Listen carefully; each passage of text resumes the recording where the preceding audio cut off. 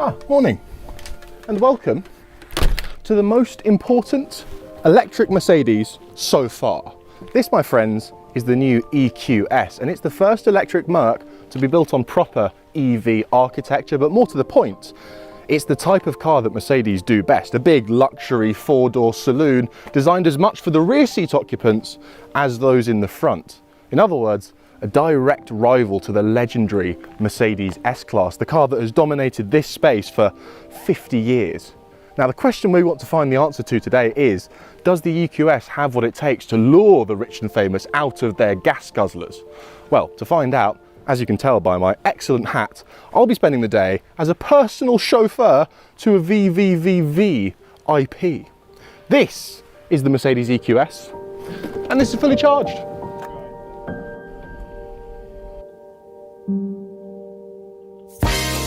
Yes, it's the great EV giveaway. Don't forget to subscribe and enter for your chance to win all sorts of prizes, including one of 4 electric cars.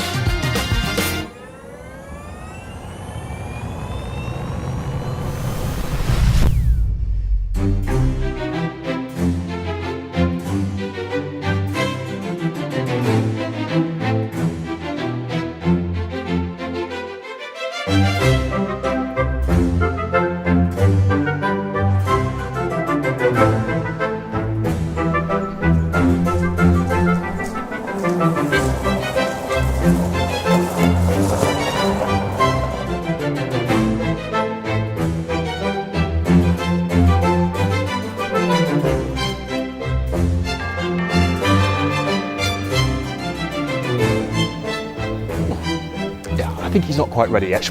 Let's focus on the car for a little while, shall we? Well, welcome to the outside of the Mercedes EQS. Let's start with this. Tell me if you've ever seen a bigger boot in your life. It's an absolute monster. One of the perks of dedicated EV architecture, lots of space for your occupants, tons of room for your bags. As for the rest of the outside of this car, I mean, that's not really the outside, it's sort of the inside, is it? But as for the rest of the outside, what do you think? I think it's a bit of a blob, this thing. I'll be completely honest, slightly underwhelmed by how this car looks in the metal. When you consider what other high-end luxury cars look like, your Rolls-Royces and your Bentleys, it just lacks a bit of presence. I mean, what's the point of spending all this money if you can't drive around looking like a Bond villain? I will say this one is beautifully specced. This bluey purple colour with the silver and black accents is really improving things for me, but I've seen them in other specs and it's just a tad forgettable as a shape. However, there is reason for its general blobbiness, and that is aerodynamics, because get this, the Mercedes EQS has a drag coefficient of 0.20, which makes it the most aerodynamic road car ever made. And when you combine that with a 107 kilowatt hour battery, the result is monster range. Merc will claim up to 480 miles. In terms of real world range, I think north of 400 is very, very feasible. Range monster, this thing. Oh, I don't know how I'm going to cope with closing my own doors ever again. Right. This is the inside of the EQS. This is what it's all about. It is a sight to behold, this cabin. In terms of luxury, the quality of the materials, it's something we have not seen on an electric car before. The Audi e-tron GT, it gets close, but this is just that next cut above. This wood in the middle here, I can feel the grain of the wood, and it's just gorgeous. This leather is from only the softest cows. The metal, the speakers down here and the air vents, they are works of art in their own right. Every single detail in here, the contrast stitching, the two-tone leather is so premium. This steering wheel, I'll be damned if this isn't the best looking steering wheel I have ever seen in my life. Very few companies are better than Mercedes when it comes to this stuff, and as a result, this is the most premium feeling electric car interior we've ever seen. Elephant in the room, this is quite a big screen, isn't it? Yeah, this is called the Hyper Screen. It's actually 3 screens. We've got a massive one in the middle, one for our passenger, and of course one serving my gauge cluster. Now, I wasn't sure how I was going to feel about this. I remember seeing it in the pictures and thinking, fingerprints. And yes, it's an absolute fingerprint monster. It is quite remarkable to look at, and what you may not see on camera is it's quite nicely curved as well, and it's fairly friendly to use. I've always found with Mercedes software, it's a bit intimidating at first. You really need to know your tech because there's so much customization, so much that you can fiddle with if you want to, but once you know what you're doing, it's really, really good. Here's something I really like. The navigation is exceptional on this car, and when I plug a route in, if I press this EQ button here, I get all sorts of options. So it's telling me where I might want to stop. Actually, sorry, that's telling me where the traffic is. But if I press this one here, range, it's giving me lots of options to maximize my range. So it's saying, look, if you enable eco drive functions, which makes the car a tiny bit slower, you can have another 23 miles of range. Das ist precision. Like that feature very much. Big, responsive screen, as you'd imagine. All kinds of fancy toys in here. For example, a few of my favorites. If we go into comfort, what kind of massage does Sir fancy today? Hot relaxing back massage, a classic massage, a deep workout. This one's quite interesting. Not quite sure what it is yet. It's called Energizing Comfort, and it sort of turns your car into a little portable spa. Ambient sounds, I've got a little bit of massage going on. I'm guessing that this is when you're sat outside your 8 AM meeting where you may or may not be about to fold the company and you need a bit of calming energy. This is what the EQS can provide you with. Round the side of the car, a couple things to note. Well, you've got that very slippery, aerodynamic, slightly frumpy shape. We've got huge 21-inch wheels on this thing, and look how normal sized they look on this car. You could fit 22s quite happily.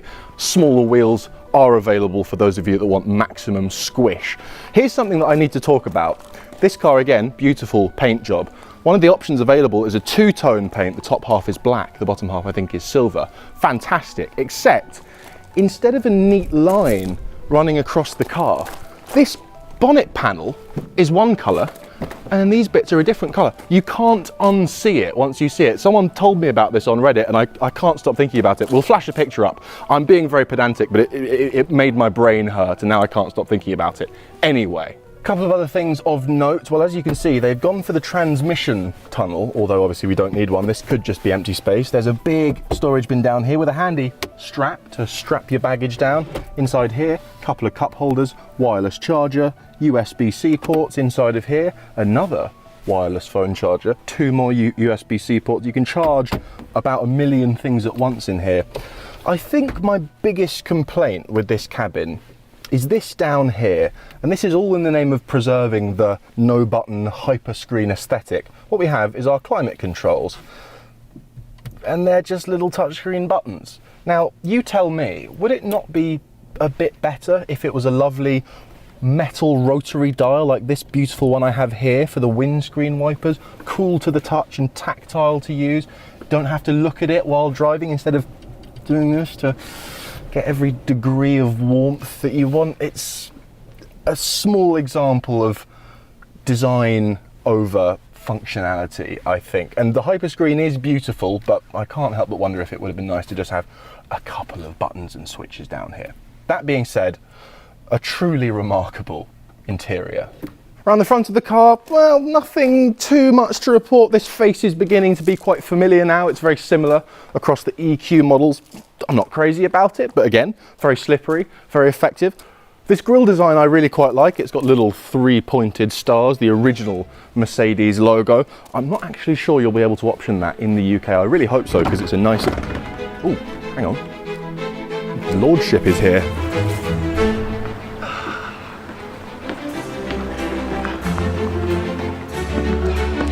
Scarlett, get my overnight, will you? Good man. Good man.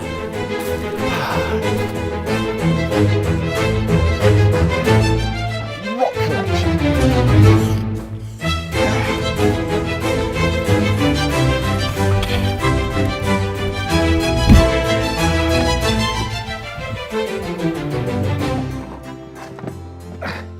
Okay, that's good. Lovely. What, are you not shutting my door for me, Scarlett? Oh, certainly, sir. There we are. Oh. Is that okay? It's very nice. Fabulous.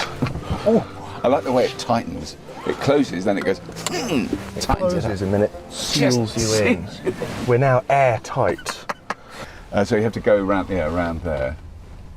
Oh, the rear wheel steering. Rear wheel steering. Dividends there, sir. Oh my goodness.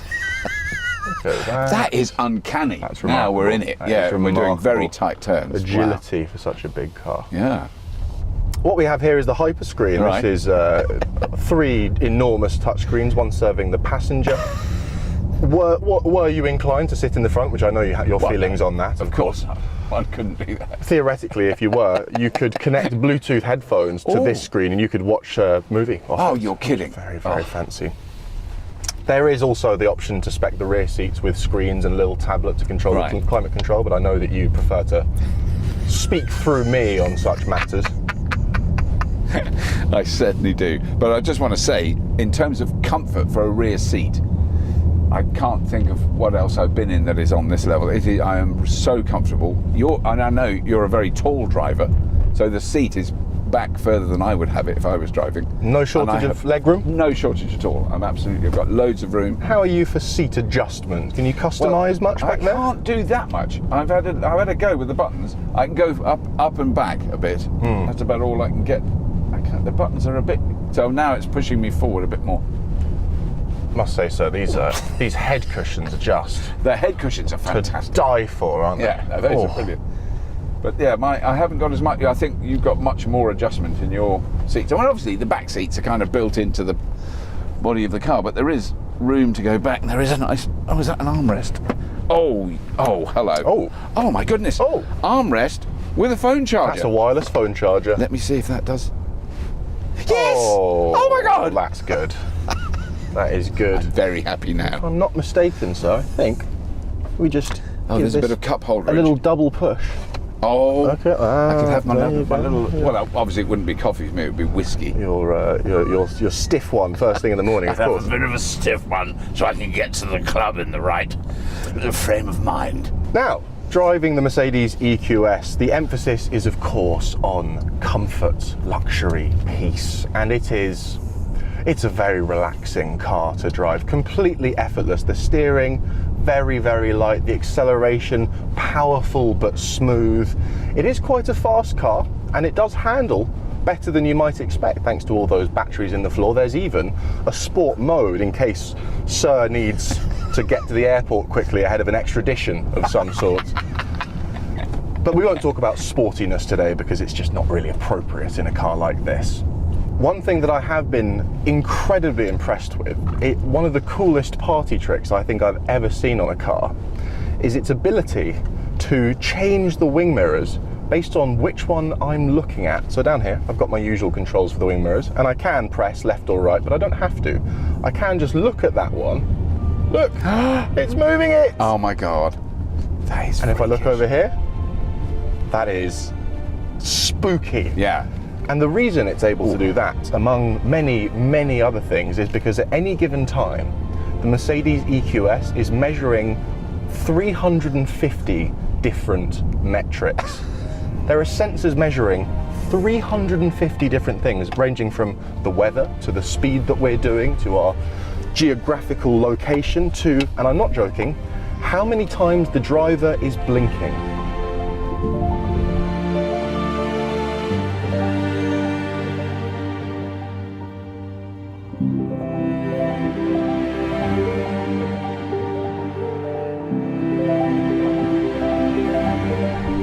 That's one thing I was meaning to ask you about, sir. What's your take on all the leather in here? So this is real leather then? Is this what we're talking about? This is the real thing. It's not pleather or pleather. vegan leather. There are options for vegan interiors, but Oh, this right. one is absolutely clad in cow, as you can see. I mean, I think that I'm sure it's going to be an unpopular opinion, but while people are eating beef, if you're going to kill the cow, what are you going to do? Throw the leather away? You may as well use it. It's a really good, useful material. And I'm speaking as an old shoemaker who used to make shoes out of leather when I was a vegetarian. And there were some contradictions in my life at that time. But, you know, so it's going, you know, it's a bad thing to say, you know, if you're eating a steak and you're saying, well, the cow was already dead. Yes, it was, but it might not have been had you not eaten the steak. But, you know, if the cow's already dead and you're eating the steak, use the leather in something that lasts a long time. Interesting. It's not the answer I was expecting, I No. have to say. I know. And it is incredibly supple. But I mean, These cows live good lives. Oh my God! Even like the back of your chair. Oh, yeah. Which is will Whole be a dash molded here. plastic type of material, but it's covered in leather. It is. Oh my God! All the armrests, the door interiors. You're right. It's oh dear. I feel guilty now. But, Almost you know, too much cow. It's a lot of cow. How many cows died? That's what I'm wondering. This sitting in this car is like sitting in a butcher's shop window. Very, very droll, sir. Very droll. Thank you, Scarlett. I do enjoy it when you laugh at my jokes. Can I interest you in a massage, sir? Oh, does that do? Can you massage me? Well- you can massage me from the front. All of it sounds wrong. Unfortunately, only the front seats get massaged, but I could right. describe it to you if you like. I think I'll have an activating massage today. Oh, yes. That does seem a strange oversight that only the front seats get the massaging. You do get heated and cooled seats got in the back heated and there, cooled. which is a nice touch, but I can't shake the feeling that maybe Mercedes are just holding back a little bit for what will inevitably be the range-topping Maybach, The Maybach, EQS, which yeah. will have private jet luxury in the back. Yeah. Yes, this is sort of business class, high-end business class, really one of the nicer airlines business class, but it isn't first class yet. But I can imagine it would be. I mean, I've been in the back of a Maybach. I never know how to say it, and it was just. I mean, a petrol engine one a few years ago, and it was comical because that lifted your feet up and sprayed you with unguents. It was like, and that had screens coming out your backside, you know, so you could watch the telly in the back, and you could also you could recline right back, you know, so that you were like almost lying down, and it was very, very extreme. That one was. I'm afraid I have no unguents to spray you with today. You know I love to be sprayed with an unguent. Oh, sir. On my way to a meeting with the 1922 committee to prolong the use of fossil fuels. Something well worth mentioning that will be standard on all EQSs is rear wheel steering. Now, as I understand it, the entry-level cars will come with basic rear wheel steering, 4 degrees of angle, but the higher spec cars like this one are capable of turning the rear wheels 10 degrees, which is a lot. And it is truly baffling driving a car this big and long, over 5 meters, that has such maneuverability. That was a very narrow driveway that we were squeezing out of earlier, and it was an absolute doddle. Another feature on this car that is quite a big deal, not only is this the first Mercedes to use a bespoke EV architecture, it's also the first electric Mercedes to be compatible with over-the-air updates. So this big monster screen setting will be subject to tweaks and updates and changes, and it will just get steadily better and more usable over time, just like it has in Teslas. And I think that's a good thing, because if I'm being very honest, this is beautiful to look at and pretty nice to use, but there's room for improvement here and there. Because that is going to be the thing, is how this compares to the latest iteration of the Tesla Model S, which is of a similar size. Similar size. And probably similar price, in fact, to get, you know. I think roughly similar, yes. Roughly I think, similar, and I think the sort of base long range Model S is about 90 grand these days. Right. So you could probably just about look at this. Look at that. That is ridiculous that you can do that. Crazy. What? That's a 3.10 in a hatchback. And that is amazing. When you the cameras are ridiculous. So if you give it a bit of flooring, and it makes that noise. Adequate. I like that noise. There is an optional alternative noise if you prefer, sir. Let me show you. Yes, please take me through the We noises. have 2 noises for our sound experience. What you just heard is vivid flux. A little bit spaceshipy. Yeah. We also have silver waves, which is a little more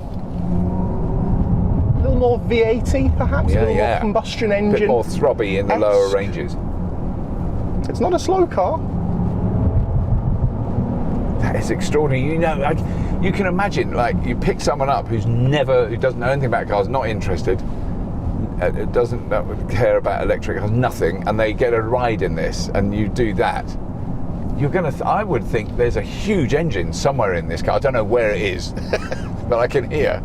You know, that is bizarre It's noise. uncanny. It's coming from right underneath you, isn't it? It's coming from the, feels like it's coming out of the floor. The sound system, this car has something called 3D sound, which I couldn't even begin to understand what that means, but it is an unbelievably good Burmeister? Is it? That's who Burmster sound system. Yeah. Even the speakers are just works of art, aren't They they? are stunning. No, absolutely stunning. But at the moment, then the batteries are around 75%, and you've got like still around 300 miles range, according to them. Yes, the car is saying I can confidently do 230 miles, and if I'm careful, probably more like 300. Right. Which is, and yeah, we're on about 70% battery. 70%. That is It's a lot of range. Yeah. So it really is. It really is. Oh, you know, because I could tell it was like 350 plus. I was confident when I drove it for a very brief time, but actually you're looking at very close to 400 miles in a certain, it's all dependent on those things, driving style, time of year, blah blah blah, but Always. the fact that it can get close to 400 miles is extraordinary. And that combination of the most aerodynamic car ever made, plus a monster 107 kilowatt hour battery.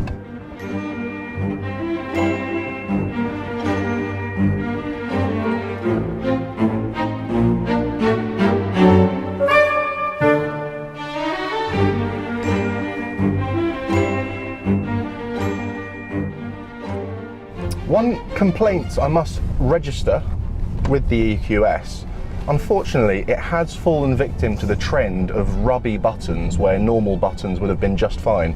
So, sunroof here. If I want to close that, I just have to stroke that either backwards or forwards in order to operate the sunroof. Now, we're English. I don't caress anything until I've met its parents and got a signed permission slip. It just feels wrong. And likewise on the wheel here, we've got the same sort of capacitive, touchy buttons that you'd find on something like the ID3, and they work pretty well, but this little slidey, scrolly wheel here in particular, it's just a bit imprecise. I really have to focus on what I'm doing, and it's not better than what was there before. That's my issue. Of course, if you're being driven, none of this matters to you at all. Frankly, none of this matters a thing. Couldn't care less, frankly. Doesn't matter a jot.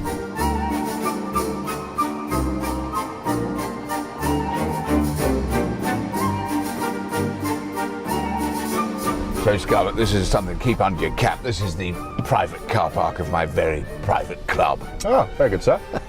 So I'd rather you didn't spread this around on your Instagraph or whatever it is you young people use. Certainly. Let me get the door for you there, sir. Thank you very much, Scarlett.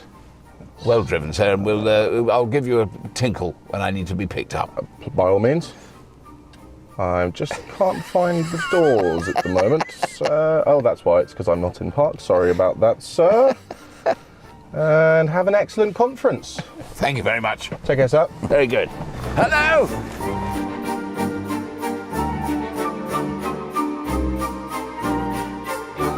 Yeah, no, I can pick you up later. Oh, I've got my boss's car for the day. Massage seats. Yeah. Scarlett, let's get going. I'm being chased by a load of filthy Extinction Rebellion hippies. Oh, bloody hippies. Disgusting.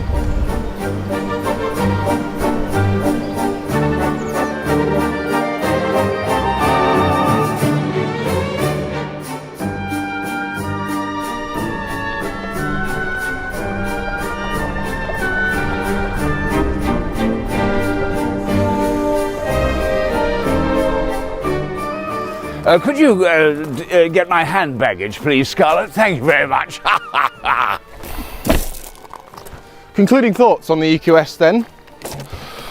Well, it's got a very big boot, that's for sure. This is... Yeah. It's a very special car. Incredibly luxurious. In terms of electric stuff.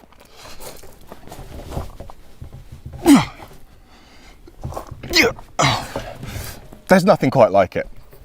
To be driven in, it's serene, comfortable, quiet in a way that no other electric car can compare to. To drive, I think I'd have a look at a e-tron GT or a Porsche Taycan first. They're better to drive, the controls are a bit more simple, they're better looking.